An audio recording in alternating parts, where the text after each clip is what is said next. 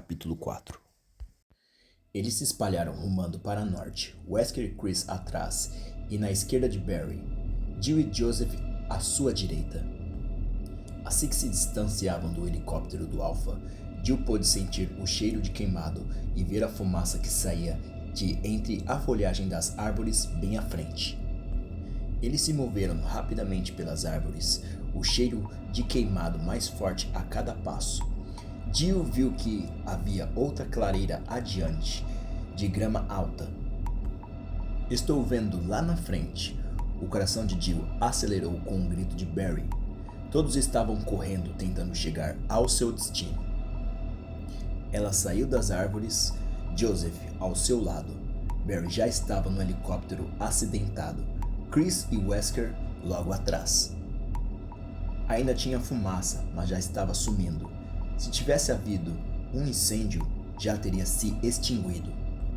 Ela e Joseph os alcançaram e pararam olhando. Ninguém falou enquanto viam a cena. O longo e largo corpo do helicóptero estava intacto, nenhum arranhão visível.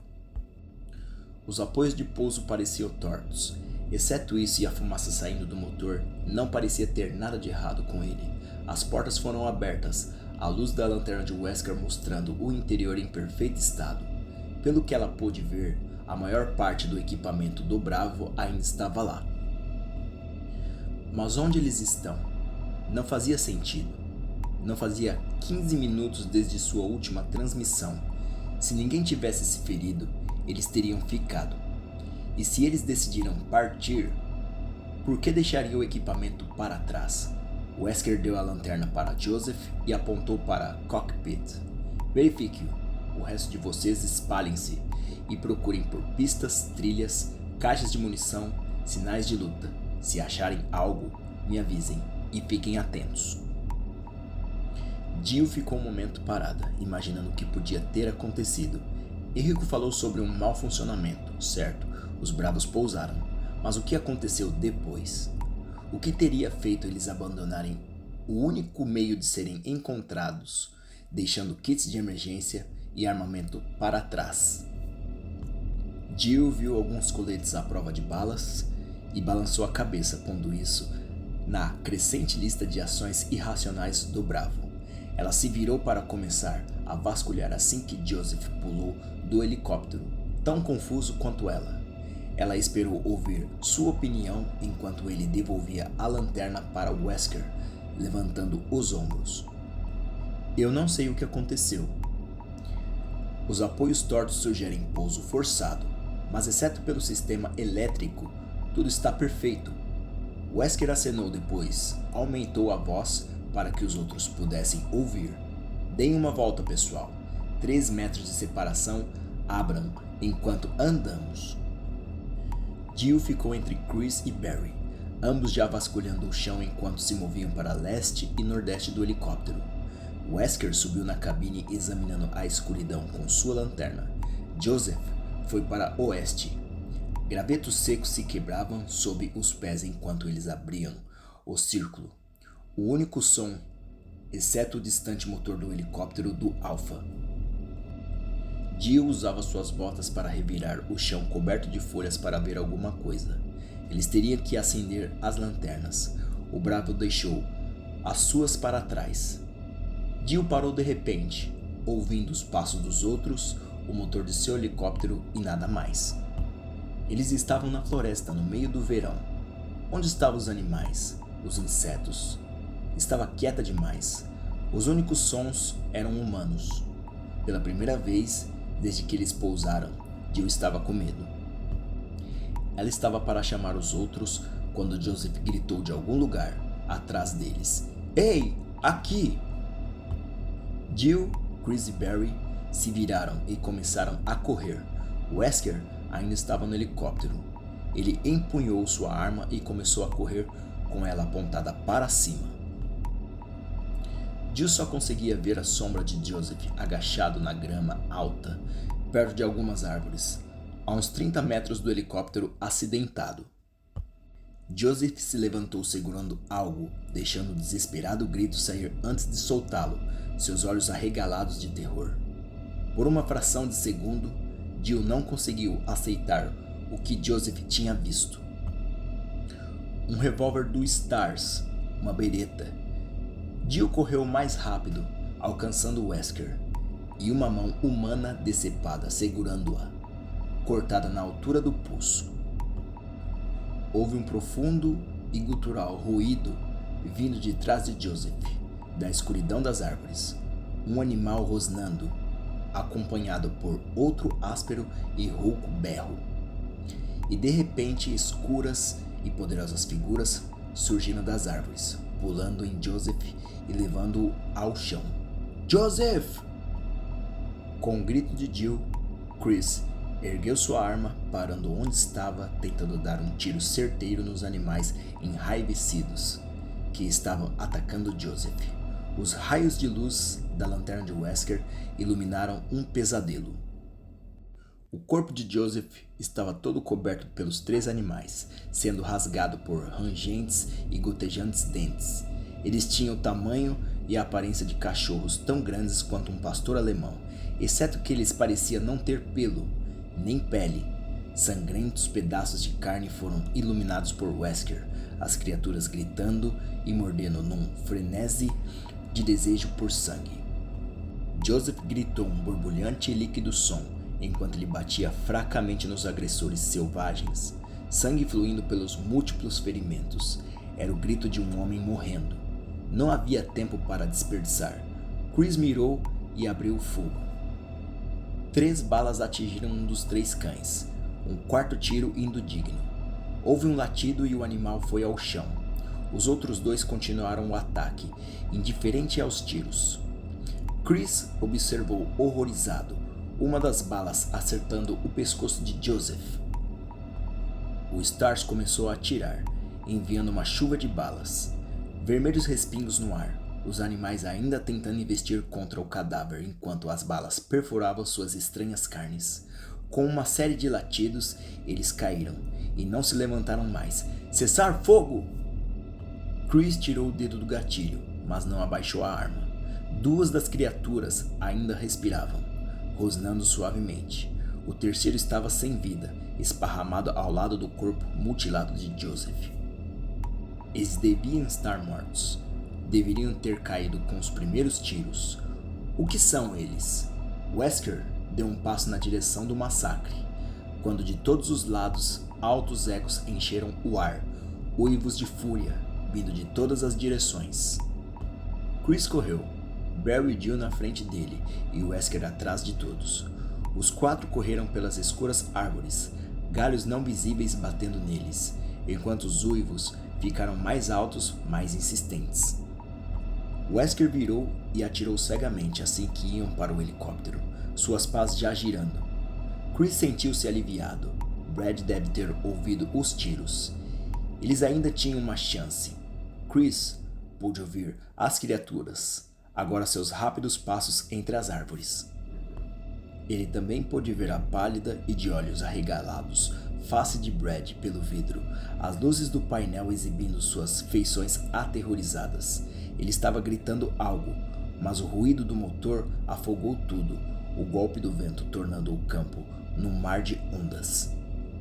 Mais uns 5 metros quase lá, de repente o helicóptero decolou acelerando brutalmente.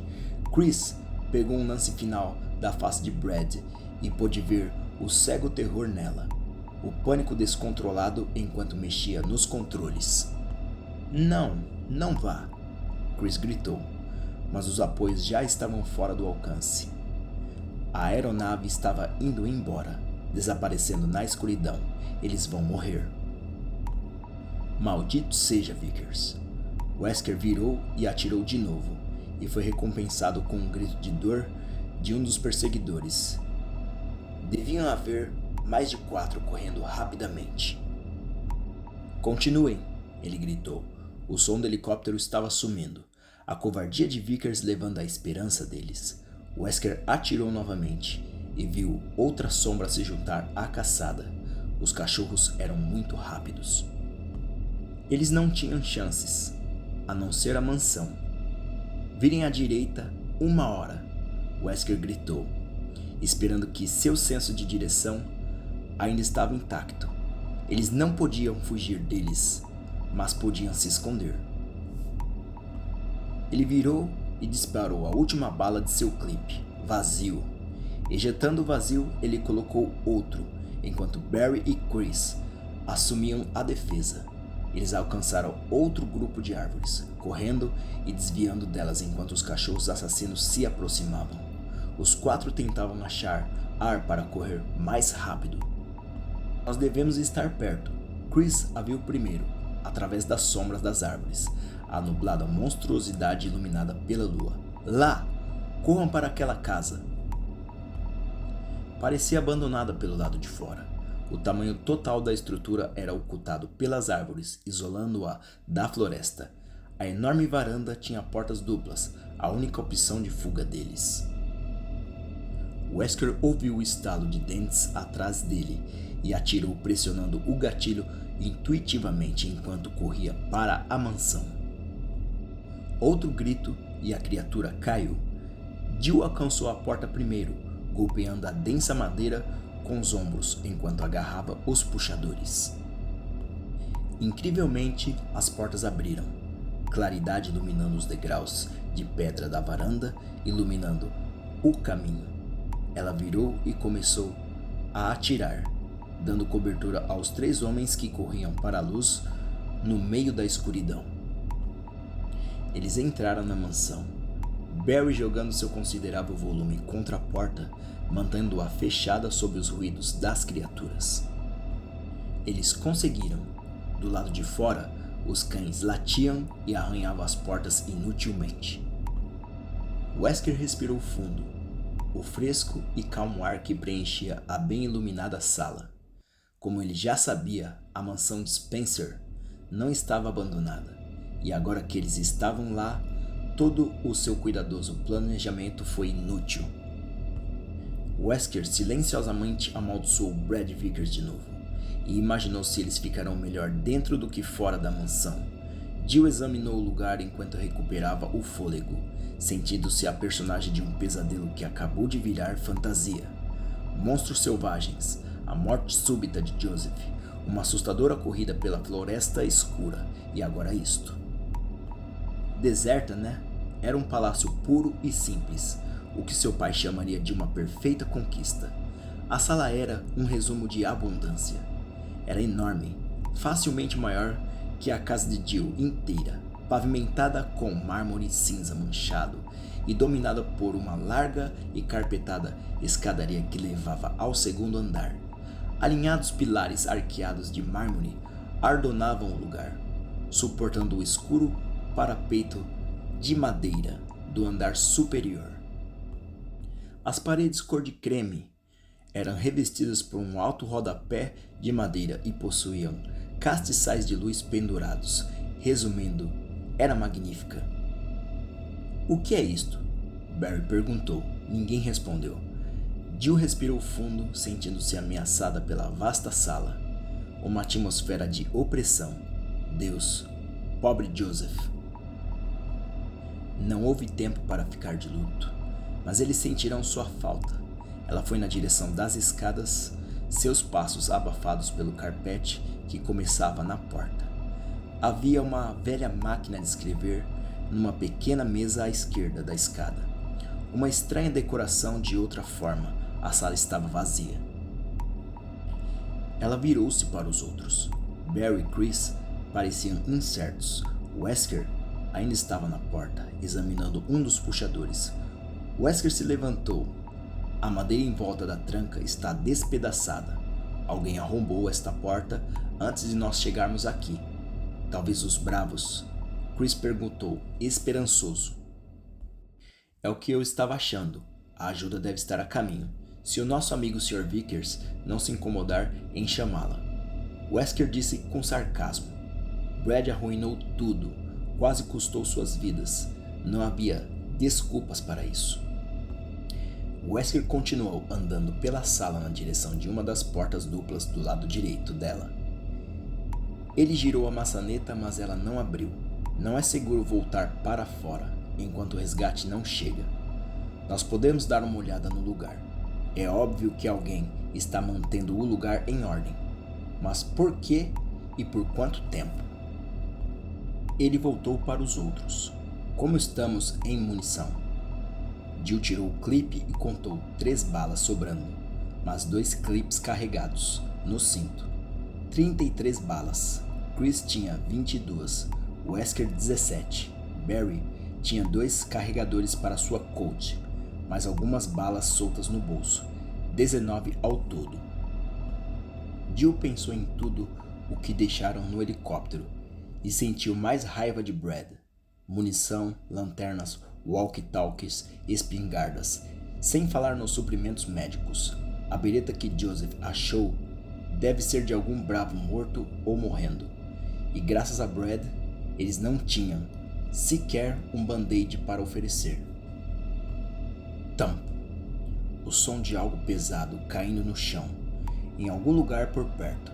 Em harmonia, eles se viraram para a única porta dupla no lado esquerdo da sala.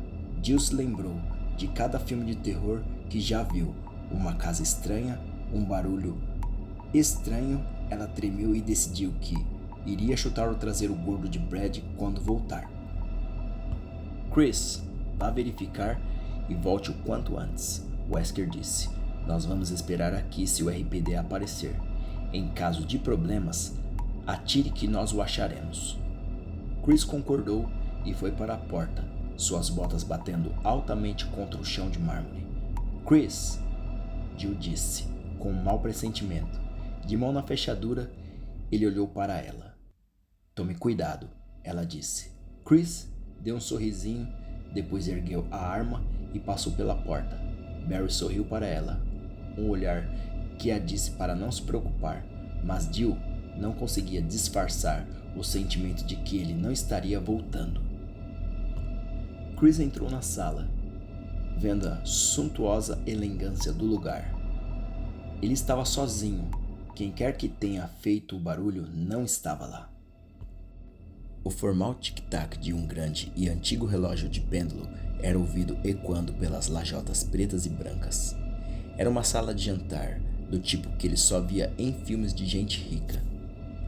Como a anterior, esta sala tinha um pé direito bem alto e o parapeito do segundo andar. Também era decorada com caras obras de arte e uma lareira embutida no final dela, adornada com um brasão e espadas cruzadas sobre um manto.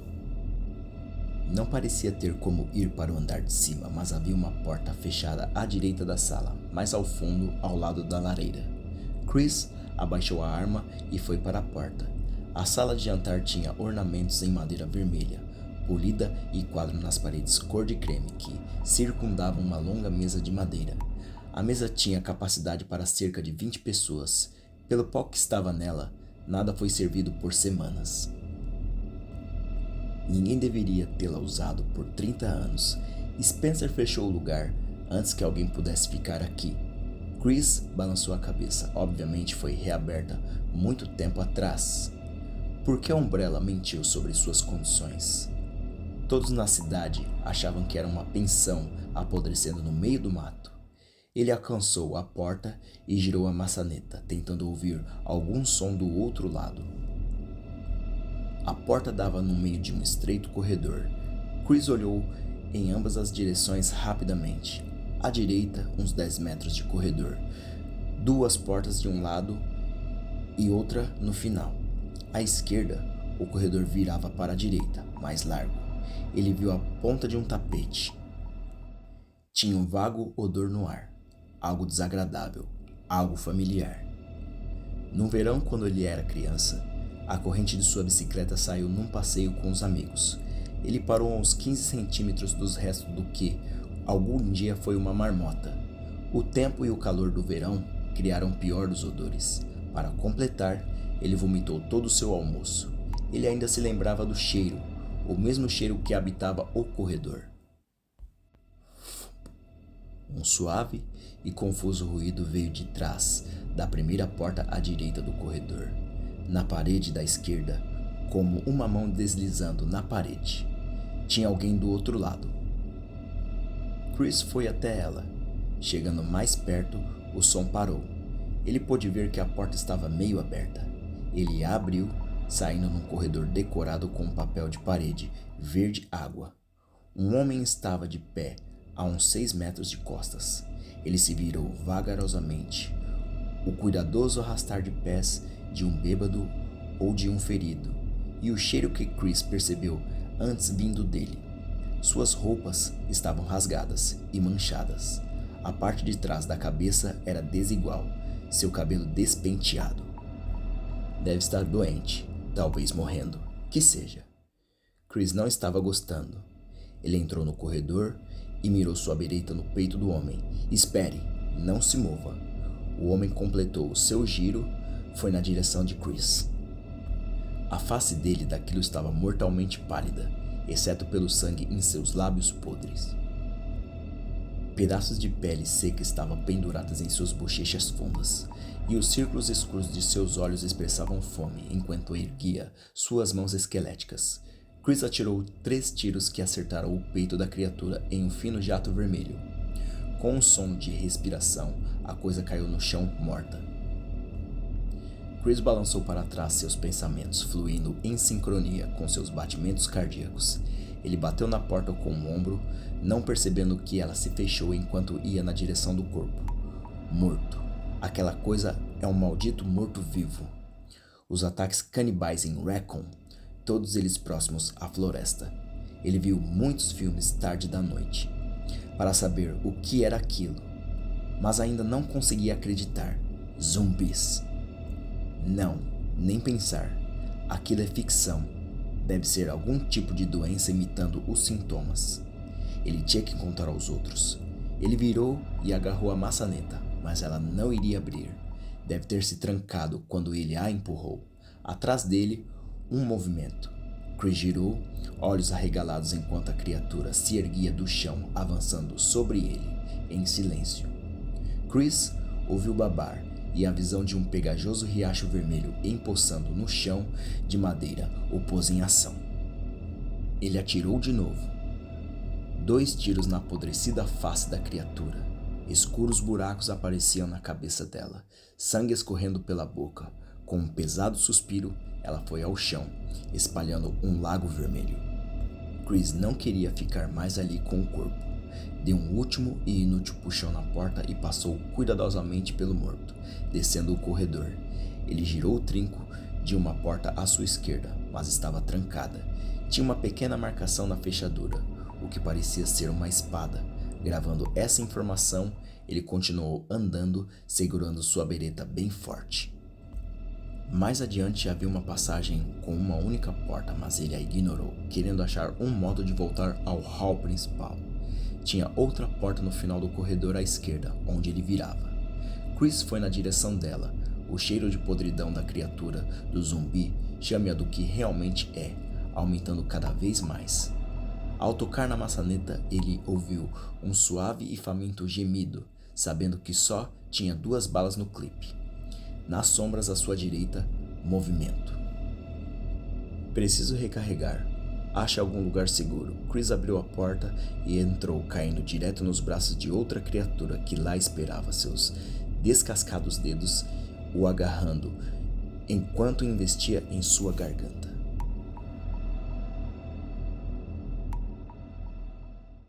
Fim do capítulo 4. Deixem seus likes e seus comentários para crescermos essa comunidade e irmos para o capítulo 5.